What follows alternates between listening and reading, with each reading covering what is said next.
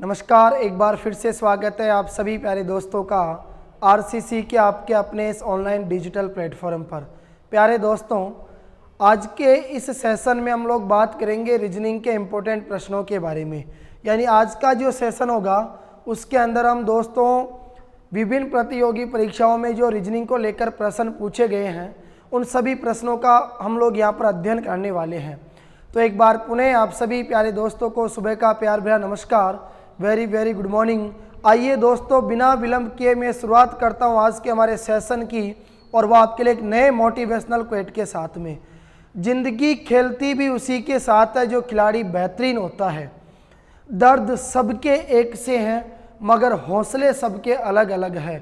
कोई हताश होकर बिखर जाता है तो कोई संघर्ष करके निखर जाता है। चलिए दोस्तों, रीजनिंग के प्रश्नों की सीरीज को आगे बढ़ाते हुए हम लोग बात करते हैं आज के हमारे सबसे पहले प्रश्न के बारे में। यहाँ देखिए दोस्तों, सभी टॉपिक यानी रीजनिंग के विभिन्न प्रकार के टॉपिकों से जो विभिन्न प्रकार के प्रश्न प्रतियोगी परीक्षाओं में पूछे गए हैं या आने वाली प्रतियोगी परीक्षाओं में पूछे जा सकते हैं, उन सभी प्रश्नों का दोस्तों हम यहाँ पर अध्ययन करने वाले हैं। तो जितने भी विद्यार्थी जुड़ चुके हैं, एक बार आप लोग मुझे जल्दी से बता दीजिए दोस्तों कि आप सभी तक मेरी जो आवाज़ है वो प्रॉपर रूप से पहुँच पा रही है क्या। चलिए दोस्तों, आज का जो सबसे पहला क्वेश्चन है वो आप सभी के सामने स्क्रीन पे है और आपको दिखाई दे रहा है कि देखिए, पहला जो प्रश्न है दोस्तों वो यहाँ पर आपको दिखाई दे रहा है सीरीज को लेकर, यानी श्रृंखला से संबंधित आपसे प्रश्न पूछा गया है। और श्रृंखला जो है दोस्तों वो यहाँ पर आपको दी गई है 2, 14, फिर प्रश्नवाचक चिन्ह 62, 98, 142। यहाँ दोस्तों ये जो आपको प्रश्नवाचक चिन्ह दिखाई दे रहा है, इस प्रश्नवाचक चिन्ह का बताओ क्या करना होगा। यहाँ पर आपको मान ज्ञात करना होगा, ठीक है। उसके लिए देखिए आपको यहाँ पर क्या करना पड़ेगा, ध्यान से सुनना आप लोग। एक चीज मुझे बताओ दोस्तों, सबसे पहले आपको दिखाई दे रहा है 2 के बाद में आया 14। एक बात मुझे बताइए दोस्तों, अगर मैं 2 से 14 की तरफ बढ़ूंगा तो आप कहोगे सर +12 होगा, ठीक है। अब इसी प्रकार जैसे मान लीजिए मैंने 2 में 12 जोड़ा तो बताओ कितना आ गया, 14। इसी प्रकार यदि मैं 14 के अंदर 12 जोड़ूं तो यहाँ पर कितना आएगा, 26। और अगर मैं 26 के अंदर मान के चलिए 12 जोड़ूं तो आप कहोगे सर 26 में 12 जोड़ने पर तो हमारे को 62 जो है वो क्या नहीं होगा, बताओ प्राप्त नहीं होगा। यानी यहाँ पर योग का जो मेथड है वो तो मेरे हिसाब से यहाँ काम में नहीं आएगा। फिर आप देखोगे कि सर इसके अंदर क्या चेंजिंग हो सकती है, तो उसके आधार पर देखिए दोस्तों आपको पता चलेगा 2 के बाद में 14, फिर प्रश्नवाचक चिन्ह, फिर आ गया 62, फिर आ गया 98, फिर आ गया 142। एक बात मुझे ये बताइए दोस्तों, इनके आसपास की जो संख्याएं हैं जरा एक बार उनके ऊपर गौर कीजिए।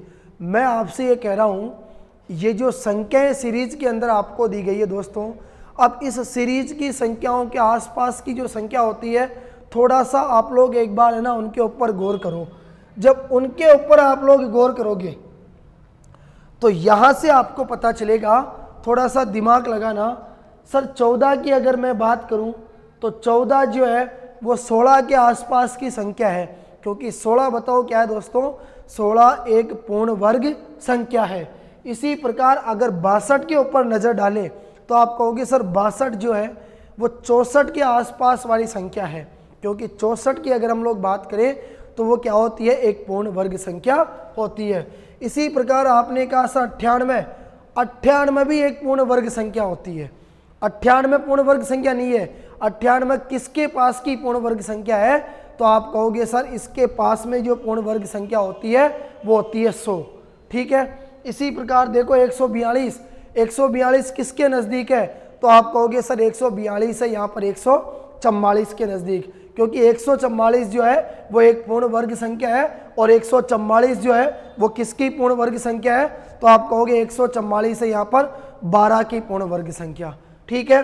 तो देखो यहाँ जो लॉजिक आपके पास में इस प्रश्न में काम में आएगा वो आपको पता चलेगा। जैसे सबसे पहले 2 आ रहा है, एक बात मुझे बताइए, अगर मैं 2 का स्क्वायर करूँ तो आपने कहा सर 2 का स्क्वायर होता है 4।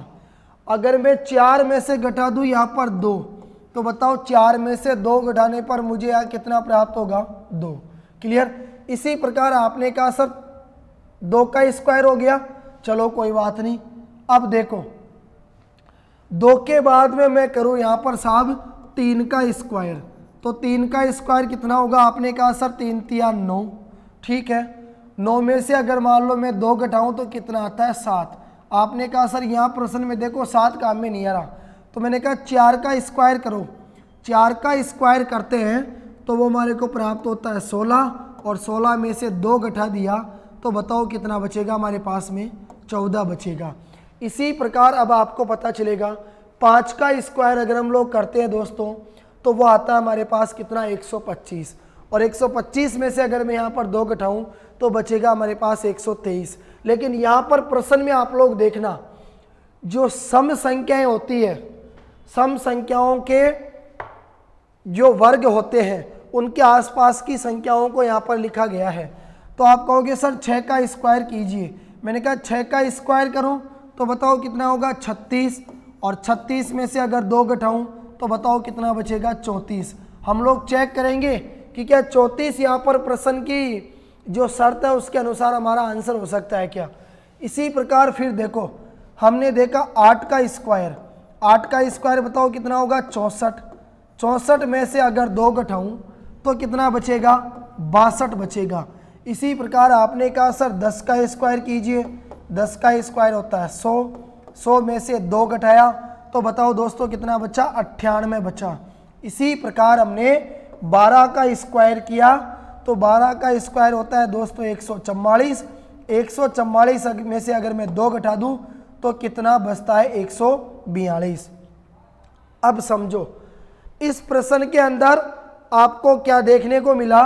तो मैं पता चला इस प्रश्न के अंदर हमने देखा जो सम संख्याएं होती है जैसे 2, 4, 6, 8, 10, 12, तो सम संख्याओं का यहाँ पर क्या किया गया? योग किया गया, ठीक है। सम संख्याओं का यहाँ पर योग नहीं वर्ग किया गया, और वर्ग के आसपास वाली जो है वो संख्या यहाँ पर हमारे को देखने को मिली। तो उसमें से कितनी कम संख्या प्राप्त हुई? हमारे को 2 को घटाने पर यहाँ पर क्या हो रही है? संख्या प्राप्त हो रही है। तो ध्यान रखना, सबसे पहले 2 का वर्ग करेंगे, कितना होगा? 4। 4 में से अगर 2 घटाएंगे तो कितना बचेगा? 2। फिर आपने कहा सर 4 का वर्ग कीजिए, 4 का वर्ग होता है दोस्तों बताओ कितना? तो 4 का वर्ग होता है यहाँ पर 16, 16 में से 2 घटाऊंगा बताओ कितने बचेंगे? 14। इसी प्रकार 6 का वर्ग, 6 का वर्ग होता है 36, 36 में से 2 घटाएंगे तो प्रश्नवाचक चिन्ह जो है उसके स्थान पर यहाँ पर हमारे को कितना प्राप्त हो जाएगा? बताओ 34 प्राप्त हो जाएगा, ठीक है। इसी प्रकार आगे देखो, फिर आपने कहा कि सर 8 का स्क्वायर कीजिए, 8 × 64, 64 में से अगर 2 घटाते हैं तो कितना बचता है हमारे पास में? 62। इसी प्रकार 10 का स्क्वायर करेंगे, कितना होगा? 100, 100 में से 2 हमने घटाया बताओ कितना बचा? 98। इसी प्रकार 12 का स्क्वायर किया, कितना है? 144, 144 हमने 2 घटाया तो बताओ कितने प्राप्त हो गए हमारे को? 142। क्लियर। तो यहाँ पहले प्रश्न का जो फाइनली हमारा करेक्ट जवाब होगा वो निकल के आएगा दोस्तों ऑप्शन नंबर सी, यानी 34 जो है वो हमारे इस प्रश्न का दोस्तों यहाँ पर क्या है? फाइनली करेक्ट जवाब, ठीक है। आगे बढ़ता हूँ। उम्मीद करूँगा आज का पहला प्रश्न आप सभी प्यारे दोस्तों को बिल्कुल बेसिक से और सही तरीके से समझ में आया होगा। तो एक बार मैं चाहूँगा आप लोग जल्दी से सेशन को अधिक से अधिक शेयर कर दीजिए। अब देखिए दोस्तों, आगे का जो प्रश्न नंबर 2 है, प्रश्न नंबर 2 आपको यहाँ पर स्क्रीन पे दिखाई दे रहा है, और प्रश्न नंबर 2 आपके लिए है 2460, उसके बाद आपने देखा 3570, फिर आपने देखा 4680, और आगे आपको प्रश्नवाचक चिन्ह दिया गया है। एक बात मुझे बताइए दोस्तों, यहाँ से आपको पता चला सर कि 2460 उसमें किसी संख्या को जोड़ने पर, यानी अगर 2460 के अंदर हम कोई संख्या जोड़ते हैं तो हमारे को प्राप्त हो जाती है 3570, और इसी प्रकार 3570 के अंदर अगर हम लोग कोई संख्या जोड़ते हैं तो हमें प्राप्त हो जाता है दोस्तों 4680। तो एक चीज़ आप लोग यहाँ पर पहचानोगे कि संख्याएं निरंतर बढ़ती जा रही है। अब हम लोग देखेंगे इनके अंदर क्या समान संख्या जोड़ी गई है या बढ़ते हुए क्रम में संख्याओं को जोड़ा गया है, क्या चीज़ हमारे को देखने को यहाँ पर मिलेगी, उस चीज़ को हम लोग पहचानेंगे। एक बात मुझे बताओ दोस्तों, 3570 3570 में से मैं घटा दूं 2460, तो यहाँ पर हमें पता चलेगा 0 1 1 और 3 में से 2 गया तो 1, 1110। आपने यहाँ पर पता किया कि सर अगर 2460 में 1110 जोड़ते हैं तो हमें प्राप्त होता है 3570। अब चेक करो, 4680, तो 4680 में से घटाओ दोस्तों 3570, तो यहाँ से हमें पता चलेगा 0 0 1 1। ठीक है, यहाँ भी कितना बचा 8 में से 7 गया तो क्या बचेगा दोस्तों 1 बचेगा। ठीक है, 6 में से 5 गया तो 1, 1110। तो यहाँ देखिए कौन सा मेथड आपके पास में काम में आया। आपने कहा सर 2460 है, 2460 के अंदर हम जोड़ेंगे कितना 1110। जब 1110 को जोड़ेंगे तो हमें प्राप्त हो जाएगा 3570, और 3570 के अंदर जब हम लोग फिर से जोड़ेंगे कितना 1110, तो हमें प्राप्त हो जाएगा 4680। तो आप कहोगे सर अगला पद जो है वो 4680 के अंदर 1110 जोड़ने पर हमारे को क्या हो जाएगा बताओ, प्राप्त हो जाएगा। तो आपने कहा 4680, और 4680 के अंदर हम लोग जोड़ेंगे दोस्तों कितना 1110, तो ये हमें प्राप्त हो जाएगा बताओ कितना 0, 8 और 1 कितना होगा 9, 6 और 1 7, 4 और 1 5, बताओ कितना आएगा 5790। आपने कहा सर 5790 जो है वो हमें दिखाई दे रहा है ऑप्शन नंबर डी के अंदर। तो निश्चित रूप से दोस्तों यहाँ पर हमारे इस प्रश्न का जो फाइनली जवाब होगा वो निकल के आएगा बताओ कितना 5790। क्लियर। अब देखिए एक छोटी सी बात आप सभी को बताना चाहूँगा, जितने भी विद्यार्थी दिल्ली पुलिस की तैयारी कर रहे हैं और दिल्ली पुलिस की तैयारी करने के लिए यदि दोस्तों आप लोग सोच रहे हैं कि दिल्ली पुलिस की तैयारी करने के लिए हमारे पास कौन सी पुस्तक सही साबित हो सकती है, तो मैं यहाँ बता रहा हूँ दोस्तों, आप लोग दिल्ली पुलिस की अगर तैयारी करना चाहते हो तो आपके लिए सबसे सर्वश्रेष्ठ जो पुस्तक है वो है चक्षु प्रकाशन की। जी हाँ दोस्तों, चक्षु प्रकाशन की जो पुस्तक है वो सबसे बेस्ट पुस्तक है। उस पुस्तक के अंदर ध्यान रखना आपको 3000 से अधिक बहुविकल्पीय जो प्रश्न है उनका समावेश भी उसके अंदर दिया गया है। और दूसरी चीज़ उसके साथ में आपको है ना अभ्यास के लिए प्रैक्टिस सेट भी दिए जाएंगे। तो यदि कोई भी विद्यार्थी दिल्ली पुलिस की तैयारी के लिए अगर चक्षु प्रकाशन की पुस्तक यहाँ पर खरीदना चाहता है तो ध्यान रखना उसके लिए मैं आज के इस क्लास के डिस्क्रिप्शन में है ना उसका आपको लिंक दे दूंगा, वहाँ से जाके आप लोग है ना दोस्तों चक्षु प्रकाशन की जो पुस्तक है वो खरीद सकते हैं। ठीक है दोस्तों, आगे बढ़ता हूँ प्रश्न नंबर 3 की तरफ।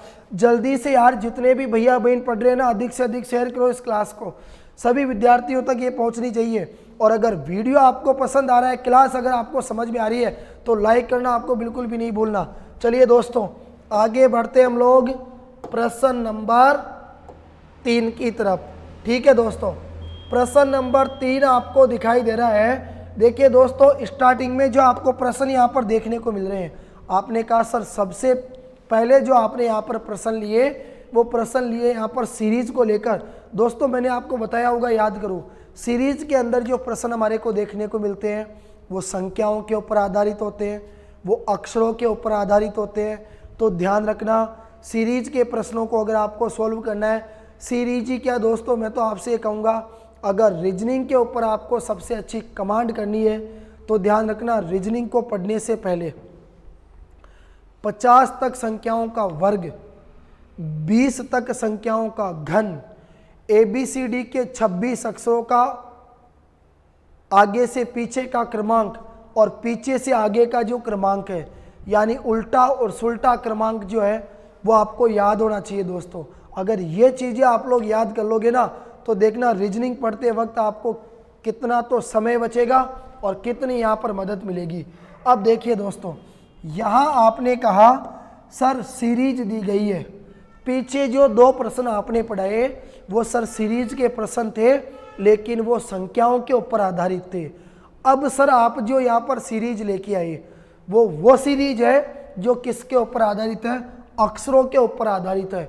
और सर 3-3 का जोड़ा है ना यहाँ पर बनाया गया है। एक बात मुझे दोस्तों ये बताओ, 3-3 की सीरीज आपको दिखाई दे रही है, I K J।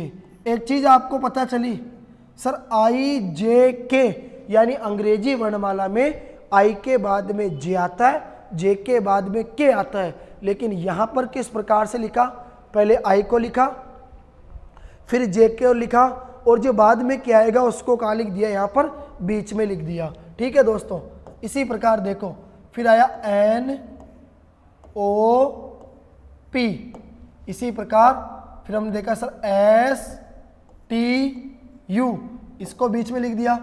अब इसी प्रकार बताना है आगे क्या आएगा। तो एक चीज मुझे बताओ दोस्तों, अगर मैं I से N की तरफ बढ़ता हूं तो आपका जवाब आएगा कि सर अंग्रेजी वर्णमाला में है ना I जो है वो आता है, बताओ कितने नंबर पे, 9 नंबर पे, जबकि N जो है वो आता है 14 नंबर पे। तो आपने कहा सर +5 हो गया, कोई दिक्कत नहीं है। फिर मैंने कहा यहाँ से बढ़ो S पे, आपने कहा सर S आता है अंग्रेजी वर्णमाला में 19 पे, यानी 14 में कितने जोड़ूंगा, 5। तो बताओ कितना आएगा दोस्तों, 19 निकल के आएगा कि नहीं आएगा, आएगा। अब इसी प्रकार देखो इस 19 में कितने जोड़ो दोस्तों, 5 जोड़ो। तो यार अगर 19 में 5 जोड़ दूँ, 19 में 5 जोड़ दूँ कितना आएगा दोस्तों, 24। और 24 क्रमांक अंग्रेजी वर्णमाला में किसका होता है, X का होता है। तो X देखो आपने कहा सर यहाँ पे है ना सबसे पहले X दिखाई देगा हमारे को ऑप्शन नंबर सी में, बाकी को चेक करने की जरूरत ही नहीं है क्योंकि चेक कर लो X Y बीच में आ गया आपका Z। बोलो यस या नो। तो इस प्रकार की जो सीरीज है वो भी दोस्तों यहाँ से आपसे एग्जाम में पूछी जाती है। ध्यान रखना रीजनिंग ऐसा सब्जेक्ट है दोस्तों, जितना अभ्यास करोगे, जितनी इसकी प्रैक्टिस करते जाओगे, वैसे आपका दिमाग जो है वो काम करना प्रारंभ करता जाएगा और रीजनिंग के जो सवाल है वो आपको आते भी जाएंगे और समय का जो है वो भी आपको मालूम चलता जाएगा कि आप जो है प्रश्न को सॉल्व करने के दौरान कितना समय लगा रहे हैं और अब आगे इस प्रकार के प्रश्नों में आपका क्या सुधार होगा। अब देखिए दोस्तों, जल्दी से बढ़ जाओ अगले प्रश्न की तरफ। अगला प्रश्न नंबर 4 है दोस्तों, जल्दी से कहो यार, 4 का आंसर तो दे दो, फटाफट से कहो सर। चलो प्रश्न नंबर 4 तो हम बताएंगे क्योंकि आपने सिखा दिया यार 2-3 प्रश्नों को सॉल्व करना, तो 4 का जवाब तो हम देंगे। बी सी आपने क्या कहा सर, देखो बी और सी आया। अभी जो सर ये प्रश्न हमारे को दिखाई दे रहा है वो भी सीरीज पे आधारित प्रश्न है, और सीरीज पे अगर आधारित प्रश्न है दोस्तों तो सीरीज में बताओ किसका प्रश्न है, आपने कहा सीरीज में अक्षरों का प्रश्न है। यहाँ पर अक्षरों का युग्म दिया गया सर, 2-2 अक्षरों का यहाँ पर हमारे को जोड़ा दिखाई दे रहा है। तो आपने कहा सर बी सी डी को छोड़ दिया, फिर ई एफ, फिर जी एच को छोड़ दिया, फिर आई जे, फिर के एल एम को छोड़ दिया, फिर एन ओ। एक चीज आपने देखी दोस्तों, बी और सी कंटिन्यू आया, ठीक है, फिर डी को छोड़ दिया, फिर ई और एफ आ गया, फिर जी एच को छोड़ दिया, फिर आई जे आ गया, फिर देखो के एल एम को छोड़ दिया। तो आपने क्या देखा यहाँ पर सर, पहले एक अक्षर छोड़ा, फिर 2 अक्षर छोड़ा, फिर 3 अक्षर छोड़ा। तो सर सीधी सी बात है, बढ़ते हुए क्रम में अक्षरों को यहाँ पर छोड़ा गया है। पहले 1 अक्षर छोड़ा, फिर अंग्रेजी वर्णमाला के अगले 2 अक्षर लिखा, फिर 2 अक्षर छोड़ा, फिर अंग्रेजी वर्णमाला के अगले 2 अक्षर लिखा, फिर 3 अक्षर छोड़ा, फिर अंग्रेजी वर्णमाला के अगले 2 अक्षर लिखा। इसी प्रकार दोस्तों अब वो क्या करेगा बताओ, आप कहोगे सर वो 4 अक्षरों को छोड़ेगा और 4 अक्षरों को छोड़ के अंग्रेजी वर्णमाला के अगले 2 अक्षर लिखेगा। तो ओ आ गया, तो आप कहोगे sir P Q R S, इनको छोड़ देगा तो इनको छोड़ देगा तो अगला आ जाएगा टी यू। अब मुझे बताओ दोस्तों, क्या किसी ऑप्शन के अंदर आपको टी यू दिखाई दे रहा है क्या? जल्दी से बताओ यार। तो आपने कहा सर बिल्कुल, देखो फटाफट से देखो सर, ऑप्शन नंबर बी, इसके अंदर हमारे को दिखाई दे रहा है टी यू।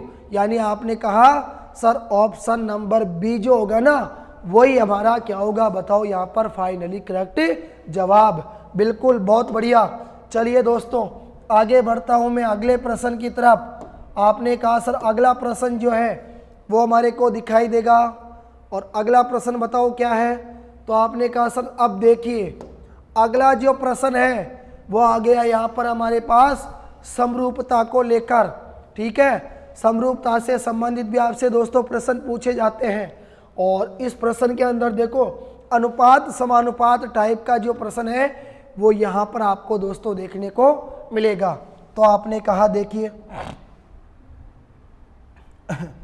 सुनिएगा दोस्तों आप लोग मेरी बात को ध्यान से।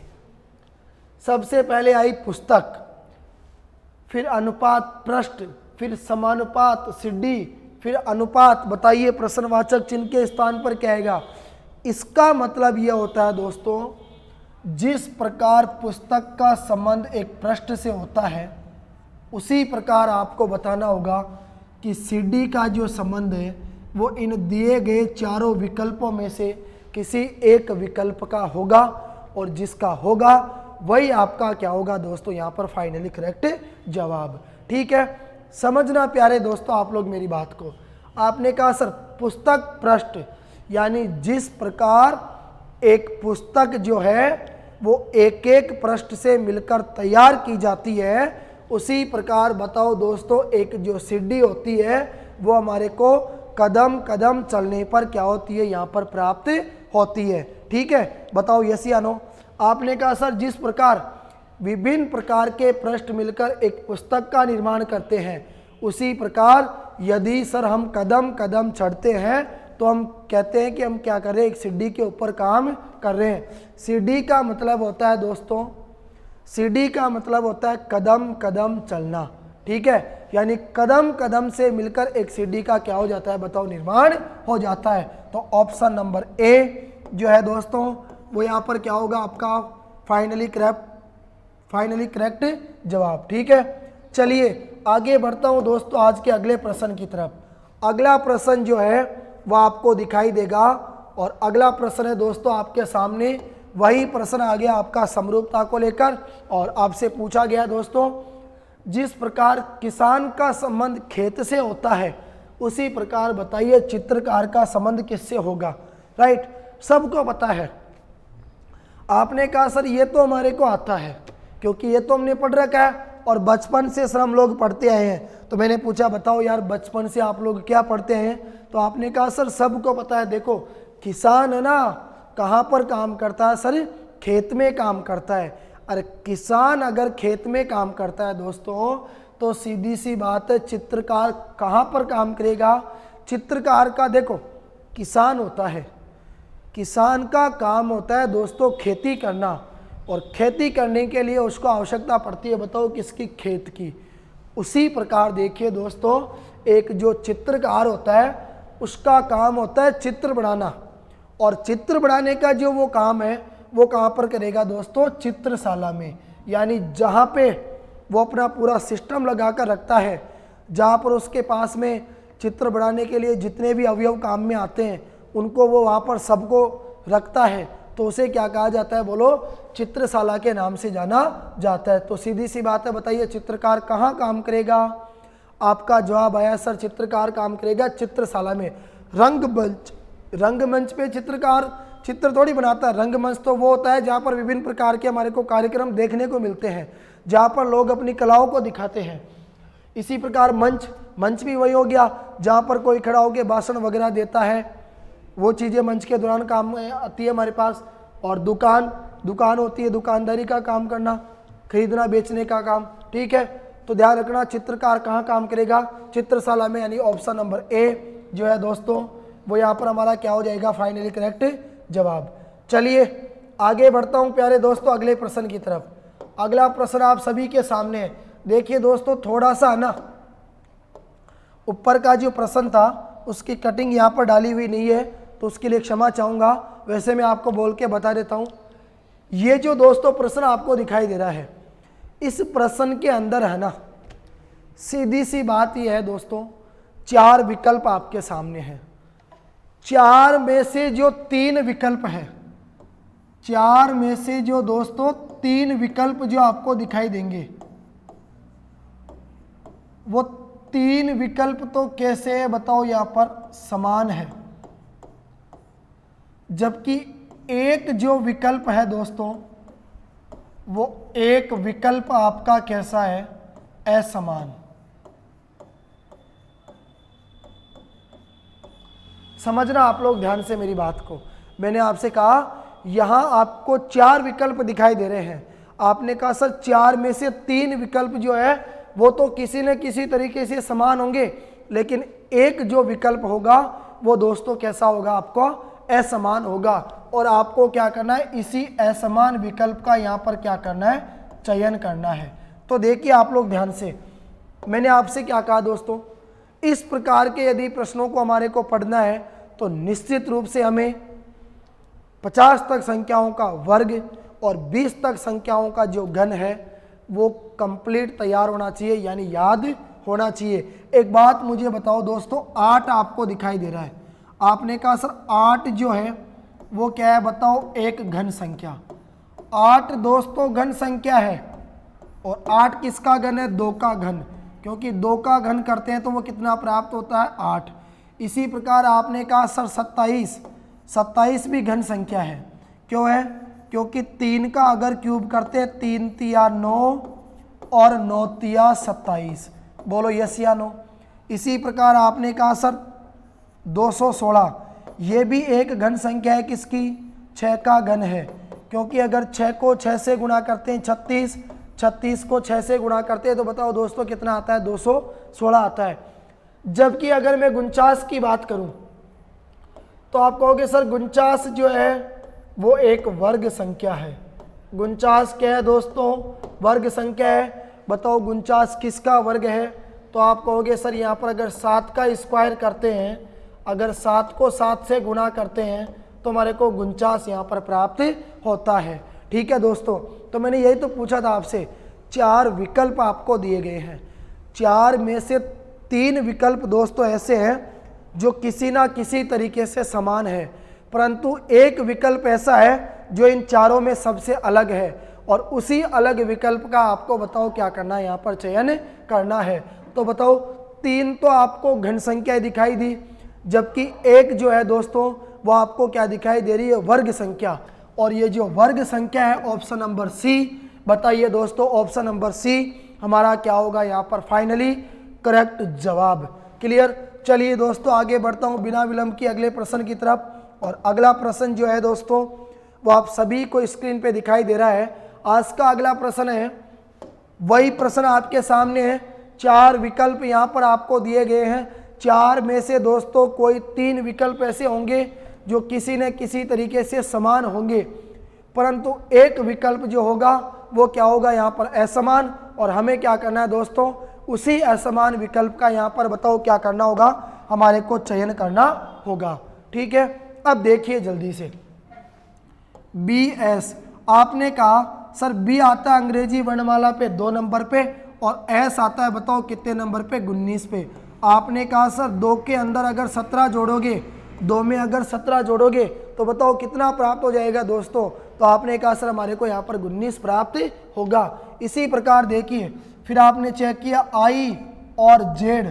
आपने कहा सर I आता है 9 नंबर पे, Z आता है 26 पे। बताओ 9 में कितना जोड़ूं, 9 में कितना जोड़ूं कि 26 आ जाए। तो आपने कहा सर एक बात बताओ, 17 जोड़ो। कितने जोड़ो, 17 जोड़ो, यानी 7 और 9 कितना होता है, 16 का 86 1। बोलो यस या नो। बिल्कुल। तो 17 के अंदर अगर दोस्तों हम लोग कितना जोड़ देंगे, 9 जोड़ देंगे तो हमारे को 26 प्राप्त हो जाएगा। आपने कहा सर इन दोनों के बीच में 17 का अंतर है, इन दोनों के बीच में 17 का अंतर है, मतलब ये तो सर एक दूसरे से है ना किसी न किसी तरह समान है, क्योंकि इनके जो हमारे को यहाँ पर अक्षरों का युग्म दिया गया है उसके बीच में जो अंतर है दोस्तों वो हमारे को 17 का प्राप्त हो रहा है। मैं बात करूँ डी और एक्स को चेक करो। आपने कहा सर डी आता है अंग्रेजी वर्णमाला में 4 नंबर पे और एक्स आता है 24 पे। सर आपने कहा सर 24 में से 4 गए, यानी 4 में कितने जोड़ू 20, तो 24 प्राप्त होंगे।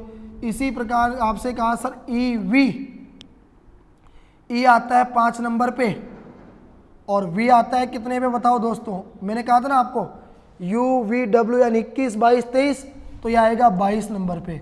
बताओ 22 में से 5 घटाओगे तो वही चीज़ है, बताओ कितने का अंतर आया। आपने कहा सर 17 का अंतर आया। तो यहाँ देखिए दोस्तों option number A, option number B और ऑप्शन नंबर डी के अंदर हमने देखा जो अक्षरों का युग्म दिया गया था उनके बीच में 17 का अंतर था, ठीक है। परंतु ऑप्शन नंबर सी में देखा अंतर जो है वो 20 का प्राप्त हो रहा है, तो आपको असमान विकल्प का चयन करना था। तो बताओ दोस्तों यहाँ पर जो हमारा असमान विकल्प होगा वो कौन सा निकल के आएगा।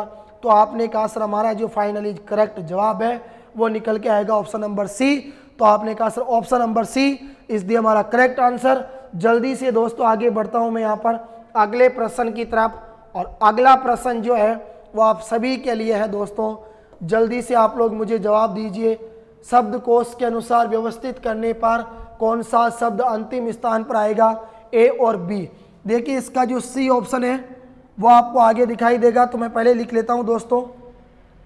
सी में है HEALING और HEAP, HEALING,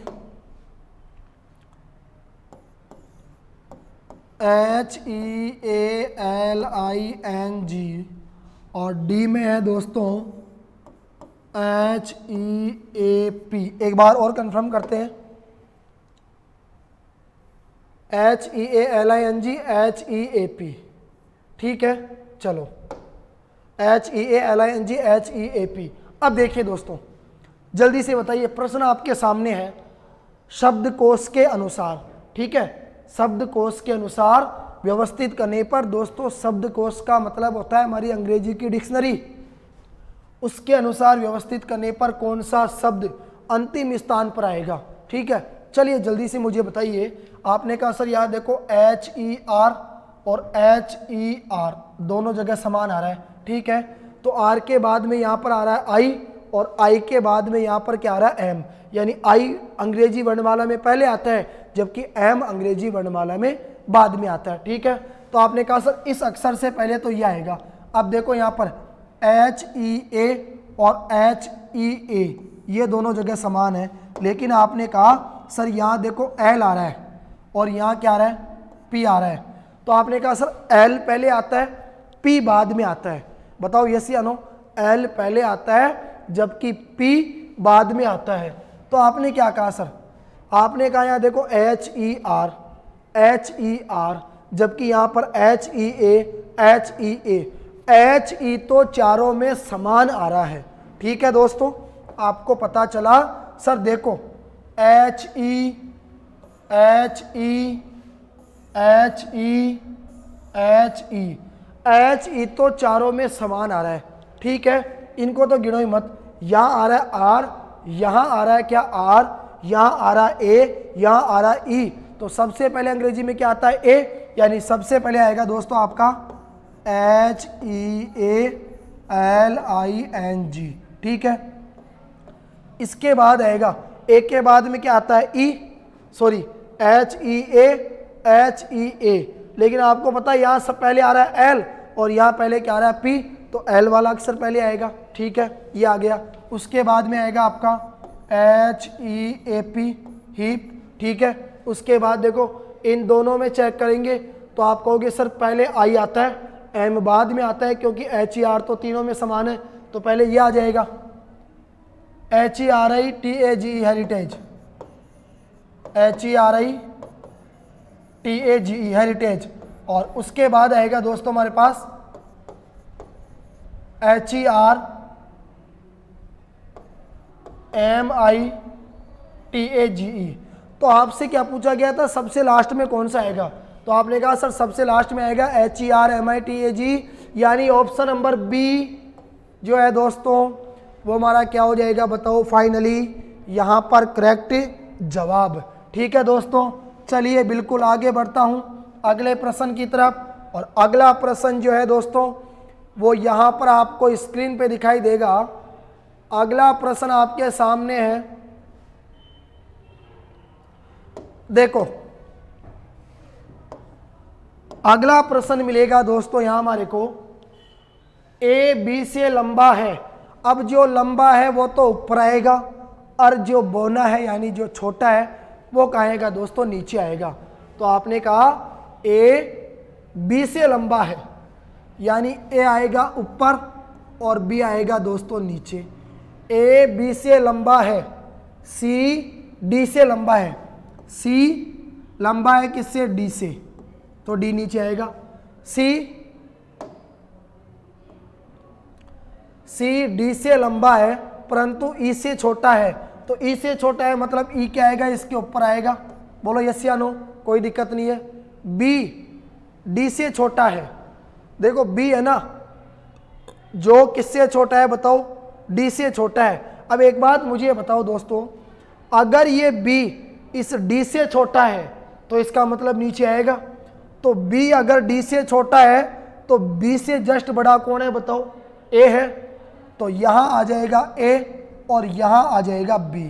ठीक है, अब आपसे पूछा गया है डी ए से लंबा है, तो बताओ डी ए से लंबा है कि नहीं है। आपने कहा सर बिल्कुल है। तो बताओ सबसे लंबा कौन है, तो आपने कहा सर सबसे ऊपर कौन आ रहा है, ई, यानी ई सबसे लंबा है। तो ऑप्शन नंबर ए जो है वो यहाँ पर क्या होगा दोस्तों, फाइनली हमारा करेक्ट जवाब। एक बार फिर समझिएगा दोस्तों, ए बी से लंबा है, ए बी से लंबा है, इसका मतलब ए ऊपर आएगा बी आएगा नीचे। सी डी से लंबा है तो डी आएगा नीचे, डी आएगा बताओ दोस्तों कहाँ पर, नीचे, और सी आएगा ऊपर। परंतु ई से छोटा है तो सी के ऊपर भी कौन आ जाएगा बताओ, ई आ जाएगा। फिर आपने देखा बी डी से छोटा है मतलब डी के नीचे कौन आएगा, बी आएगा। डी है ना, डी बी से छोटा है, लेकिन आपने कहा सर बी से बड़ा तो ए है, तो इसका मतलब बी और ए जो है वो दोनों किसके नीचे आएंगे, डी के नीचे आएंगे। अब लास्ट कंडीशन पे चेक कर दे कि डी ए से लंबा है, तो बताओ ए से ऊपर डी आ रहा है कि नहीं आ रहा, बिल्कुल आ रहा है। आपने कहा सर ये जो हमने पंक्ति बनाई ऊर्ध्वाधर सीधी खड़ी, ये बिल्कुल सही आ गई। सबसे छोटा आ गया बी, बी से बड़ा आ गया ए से बड़ा आ गया डी से बड़ा आ गया सी, और सबसे बड़ा आ गया ई, जो हमारे से प्रश्न में पूछा गया था। तो हमारा ऑप्शन नंबर ए जो है वो सर यहाँ पर क्या हो जाएगा, फाइनली करेक्ट जवाब। ठीक है दोस्तों, चलो बिल्कुल आपने कहा सर जल्दी से आगे वाले प्रश्न की तरफ बढ़ जाओ, फटाफट बढ़ जाओ सर आगे वाले प्रश्न की तरफ। तो बताओ बच्चों, आगे वाला प्रश्न जल्दी से जवाब दो। आपने कहा सर बिल्कुल जवाब देंगे जल्दी से, कोई दिक्कत नहीं होगी। बहुत अच्छे अच्छे प्रश्न आप लोग यहाँ पर हमारे लिए लेके आए हो, और बिल्कुल सर समझ में भी आ रहे हैं, और समझ में आने के साथ साथ पढ़ने का मज़ा भी आ रहा है। बताओ यस या नो, बिल्कुल। तो फिर मज़ा ही आ रहा है ना, तो यार फिर कंजूसी क्यों, फटाफट जल्दी से लाइक करो, अधिक से अधिक इस क्लास को ना शेयर करो। अब देखो दोस्तों, चलिए यहां से आपने कहा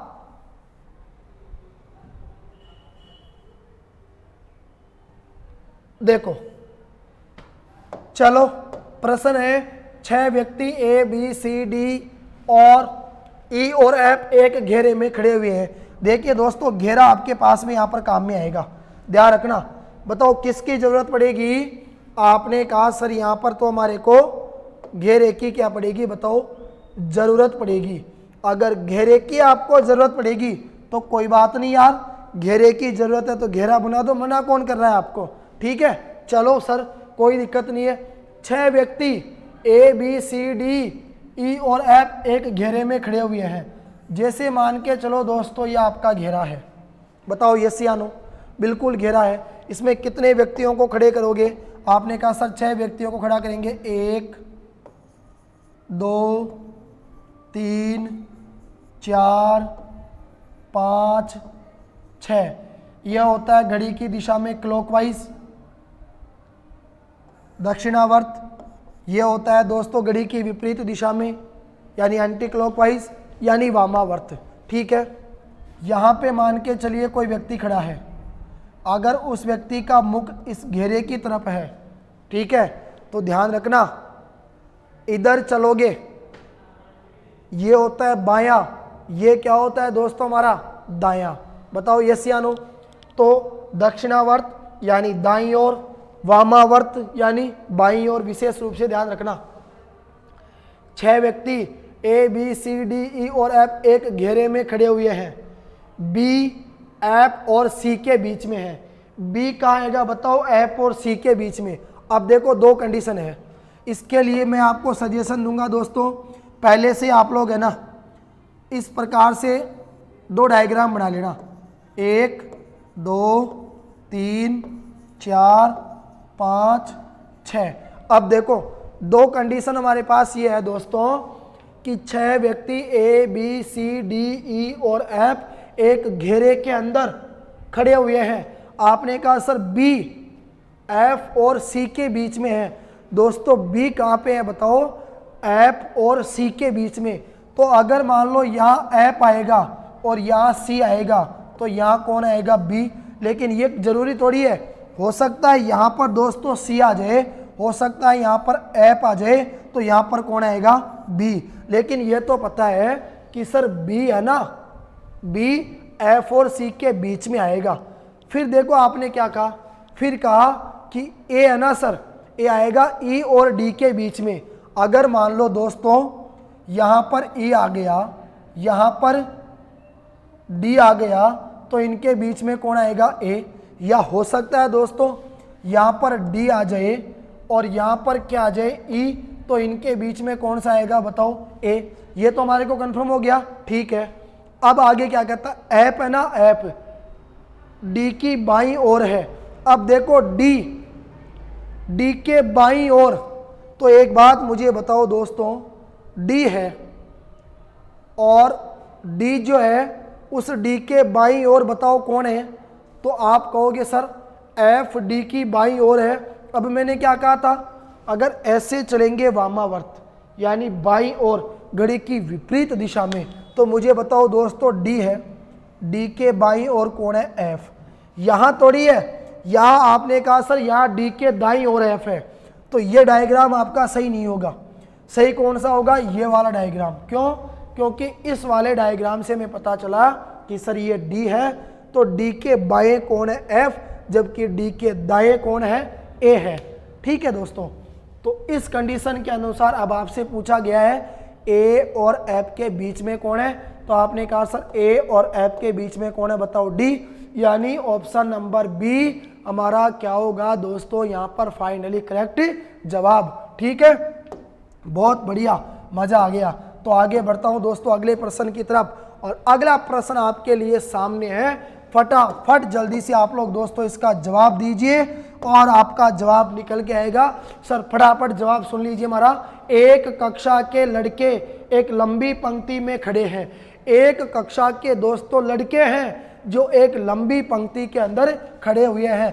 रहीम पंक्ति के दोनों ओर से 29वें स्थान पर है। पंक्ति के दोनों ओर से 29वें स्थान पर है, तो कक्षा में कितने विद्यार्थी है। इंपॉर्टेंट कर दो यार दोस्तों, इस प्रश्न को ठोक दो, इस प्रश्न के तो इंपॉर्टेंट लगा दो, क्योंकि है ही प्रश्न बिल्कुल इंपॉर्टेंट।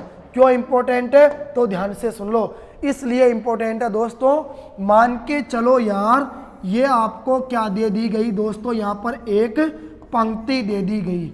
बताओ दोस्तों ये यहाँ पर आपको क्या दे दी गई, तो आपने कहा सर ये हमारे को एक पंक्ति यहाँ पर दे दी गई।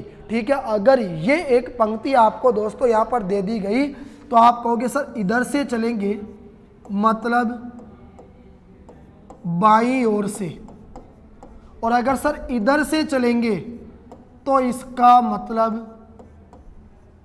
दाईं ओर से। बताओ यस या नो। एक आ गया दोस्तों बाईं ओर से, एक आ गया दाईं ओर से। ठीक है, अब यहाँ पर कौन बैठा है, रहीम। यहाँ पर कौन बैठा है, रहीम। अगर बाईं ओर से गिनोगे तो भी रहीम का कौन सा नंबर आएगा, 29वां नंबर। और अगर दाईं ओर से गिनोगे तो भी रहीम का कौन सा नंबर आएगा, 29वां नंबर। आपने क्या कहा सर, आगे से गिना तो भी रहीम 29वें नंबर पे आ गया, पीछे से गिना तो भी रहीम 29वें नंबर पे आ गया। इसका मतलब सर रहीम का 2 बार क्रमांक हमारे को पता है, बाएं से और दाएं से, यानी लेफ्ट से और राइट से। ध्यान रखना दोस्तों, एक आपको फॉर्मूला बता रहा हूं, ये फॉर्मूला याद कर लो, जिंदगी में कहीं भी अटकने की आपको जरूरत नहीं पड़ेगी। फॉर्मूला है दोस्तों, लेफ्ट से क्रमांक प्लस राइट से क्रमांक बराबर होता है टोटल प्लस का 1। ध्यान रखना, टोटल जैसे मान लो ऐसा प्रश्न आ गया, जैसा आपको दिया गया है कि किसी व्यक्ति का लेफ्ट से क्रमांक आपको पता है, राइट से क्रमांक आपको पता है, अगर टोटल आपको निकालना है कि पंक्ति में टोटल कितने व्यक्ति है, तो फॉर्मूला याद रखना, लेफ्ट से क्रमांक प्लस राइट से क्रमांक बराबर टोटल प्लस 1। प्लस 1 दोस्तों इसलिए आता है क्योंकि एक ही व्यक्ति को दाईं और बाईं ओर से यहाँ पर 2 बार गिना जाता है, जबकि व्यक्ति तो एक ही है। ठीक है, तो लेफ्ट से क्रमांक भी कितना था 29, राइट से क्रमांक भी कितना था 29, हमें चाहिए टोटल, तो यह आ गया प्लस का 1।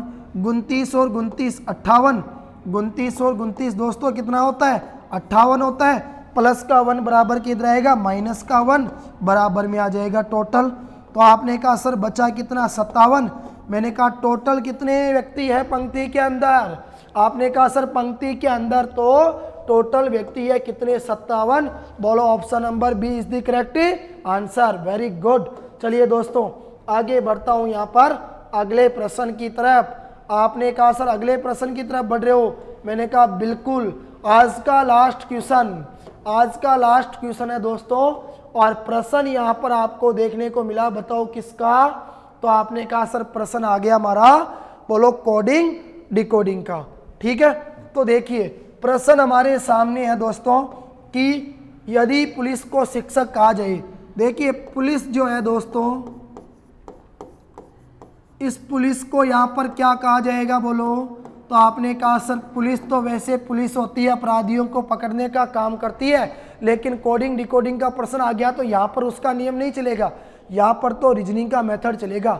आप किसको भी पकड़ो कुछ भी करो, लेकिन रीजनिंग ने अगर कह दिया ना कि गाय की जगह बैल अगर दूध देता है तो आपको मानना पड़ेगा दोस्तों, बिल्कुल। वैसे सबको पता है बैल कभी दूध नहीं देता, दूध तो गाय देती है, लेकिन रीजनिंग ने अगर कह दिया ना कि साहब बैल दूध देता है तो आपको मानना पड़ेगा यहाँ पर। अब देखो पुलिस को शिक्षक कहा जाता है, शिक्षक को राजनीतिज्ञ कहा जाता है, बदनाम कर दिया अच्छे खासे शिक्षक को। शिक्षक को क्या कहा जाता है दोस्तों, राजनीतिज्ञ। वैसे आजकल के शिक्षक तो 90% हमारे को देखने को मिलते हैं राजनीति भी करते हैं। शिक्षक को राजनीतिज्ञ कहा जाता है, राजनीतिज्ञ को डॉक्टर कहा जाता है। डॉक्टर को अगर राजनीति में ले जाओगे तो वो डॉक्टरी कहाँ से करेगा, ठीक है। राजनीतिज्ञ को क्या कहा जाता है दोस्तों, यहाँ पर डॉक्टर कहा जाता है। इसी प्रकार डॉक्टर को क्या कहा जाता है, वकील कहा जाता है, और वकील को क्या कहा जाता है दोस्तों, सर्जन कहा जाता है। तो बताओ अपराधियों को कौन पकड़ेगा। एक बात मुझे बताओ दोस्तों, सबको पता है सर अपराधी जो होते हैं ना वो अपराध करते हैं, और अपराध करते हैं तो उनको पकड़ने का काम होता है पुलिस का। हमने बचपन से पढ़ रखा है सर अपराधियों को पुलिस पकड़ती है, लेकिन दोस्तों मैंने आपसे क्या कहा, पुलिस पकड़ती है, लेकिन ये पता करो पुलिस को क्या कहा जाता है। तो आपने कहा कि सर यहाँ पर है ना पुलिस को तो शिक्षक कहा जाता है, पुलिस को शिक्षक कह दिया, मतलब यहाँ पर पुलिस का काम कौन करेगा, शिक्षक करेगा। तो बताओ ऑप्शन नंबर ए जो है वो दोस्तों यहाँ पर क्या होगा हमारा फाइनली करेक्ट जवाब। ठीक है दोस्तों, देखिए रीजनिंग के हम लोग यहाँ पर मॉडल पेपरों को सॉल्व कर रहे हैं। विशेष हम लोग यहाँ पर बात करें दोस्तों रेलवे ग्रुप डी को लेकर। रेलवे ग्रुप डी के अंदर रीजनिंग के 25 से 30 प्रश्न आपसे पूछे जाते हैं। ठीक है, तो ध्यान रखना आज के सेशन में हमने सबसे पहला मॉडल पेपर सॉल्व करना शुरू किया था, उसके कुछ प्रश्न हमने पढ़े, शेष जो इसके प्रश्न बच गए दोस्तों उनको अगली क्लास में सॉल्व करेंगे। तब तक के लिए आप सभी प्यारे दोस्तों को जय हिंद जय भारत।